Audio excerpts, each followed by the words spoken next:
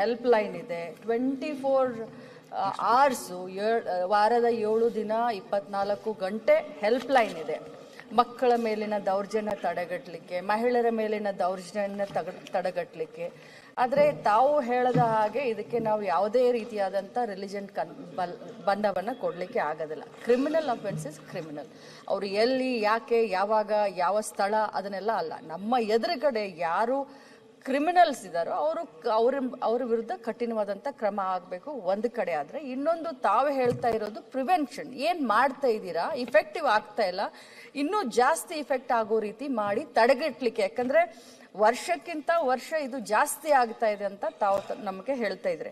ಅದಕ್ಕೆ ತಮ್ಮಲ್ಲಿ ಹೇಳಲಿಕ್ಕೆ ನಾನು ಬಯಸ್ತೇನೆ, ಎಷ್ಟು ನಮ್ಮ ಜವಾಬ್ದಾರಿ ಇದೆಯೋ, ಎಷ್ಟು ಜನಪ್ರತಿನಿಧಿಗಳ ಜವಾಬ್ದಾರಿ ಇದೆಯೋ, ಅಷ್ಟೇ ಸೊಸೈಟಿನಲ್ಲಿ, ಸಮಾಜದಲ್ಲಿರುವಂಥ ಪ್ರತಿಯೊಬ್ಬ ಪ್ರಜೆಗಳ ಜವಾಬ್ದಾರಿ ಕೂಡ ಇದು ಆಗಿರುತ್ತೆ.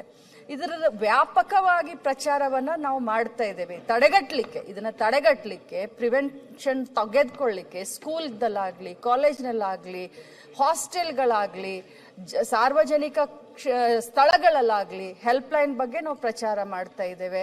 ಪೋಕ್ಸೋ ಕಾಯ್ದೆ ಬಗ್ಗೆ ನಾವು ಪ್ರಚಾರ ಮಾಡ್ತಾ ಇದ್ದೇವೆ. ಬೀದಿ ನಾಟಕ ಮುಖಾಂತರ ನಾವು ಜನರನ್ನ ತಲುಪುವಂತ ಕಾರ್ಯವನ್ನ ಮಾಡ್ತಾ ಇದ್ದೇವೆ. ಜೊತೆಯಲ್ಲಿ ಆಕಾಶವಾಣಿಯಲ್ಲಿ ಸತತ 1.5 ತಿಂಗಳು ಯಾವ ರೀತಿ ಏನು ಮಕ್ಕಳ ಮೇಲಿನ ದೌರ್ಜನ್ಯ, ಲೈಂಗಿಕ ದೌರ್ಜನ್ಯ ಇರ್ಬೋದು, ಬೇರೆ ಬೇರೆ ಕಿಡ್ನಾಪಿಂಗ್ ಅಂತ ಹೇಳ್ತಾ ಇದ್ರು, ಇದನ್ನೆಲ್ಲ ಕಡಿಮೆ ಮಾಡಲಿಕ್ಕೆ ಅಥವಾ ಸಂಪೂರ್ಣವಾಗಿ ಈ ಸಮಾಜದಿಂದ ಬೇರು ಮಟ್ಟದಿಂದ ಒಗಿಲಿಕ್ಕೆ ನಾವೆಲ್ಲ ಪ್ರಯತ್ನ ಮಾಡ್ತೀವಿ. ಅವರಿಗೆ ತಾವು ಕೊಟ್ಟ ಉತ್ತರ ಭಾಗ ಅವರೆಲ್ಲ ವಿಷಯ ಹೇಳಿದ್ದಾರೆ, ಉತ್ತರ ಕೊಟ್ಟಿದ್ದಾರೆ. ಇನ್ನೂ ಕೂಡ ಅದನ್ನು ಸ್ವಲ್ಪ ಇಂಪ್ರೂವ್ ಮಾಡಿ ಟೈಟನ್ ಮಾಡ್ಲಿಕ್ಕೆ ಅವ್ರ ಸಲಹೆ ಸೂಚನೆ ಇದೆ.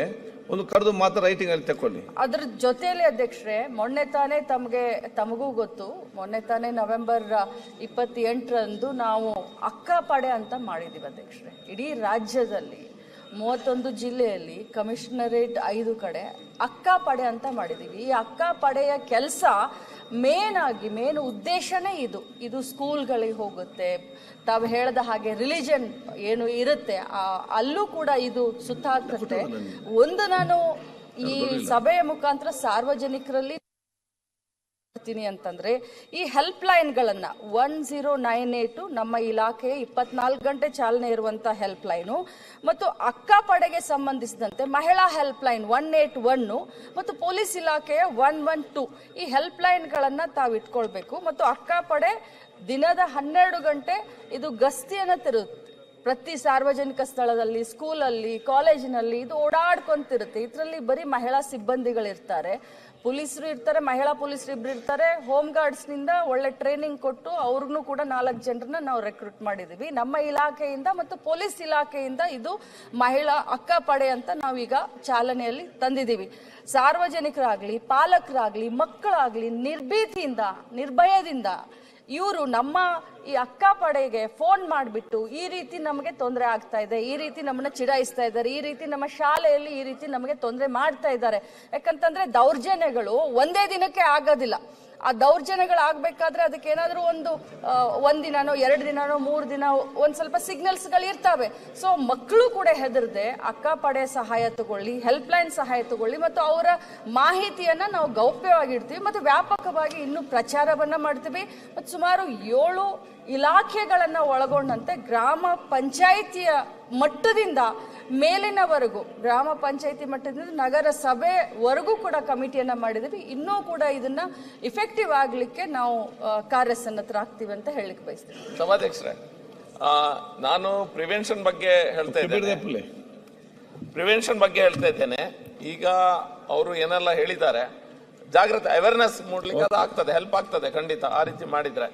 ಅದೇ ಪ್ರಿವೆನ್ಷನ್ಗೆ ನಾವು ಎಲ್ಲ ಈ ಶಿಕ್ಷಣ ಇಲಾಖೆಗಳಲ್ಲಿ ಅಥವಾ ಹಾಸ್ಟೆಲ್ಸ್ ಅಥವಾ ಎಲ್ಲಿ ಮಕ್ಕಳು ಸೇರ್ತಾರೆ, ಒಂದು ಕಂಪಲ್ಸರಿ ಆಗಿ CCTV ಆಗಿ ಅದರ ಆಕ್ಸೆಸ್ ಒಂದ್ ವೇಳೆ ಯಾರಿಗಾದ್ರೂ ಬೇರೆಯವ್ರಿಗೆ ಕೊಡ್ಬೇಕಾಗ್ತದೆ. ಒಂದು.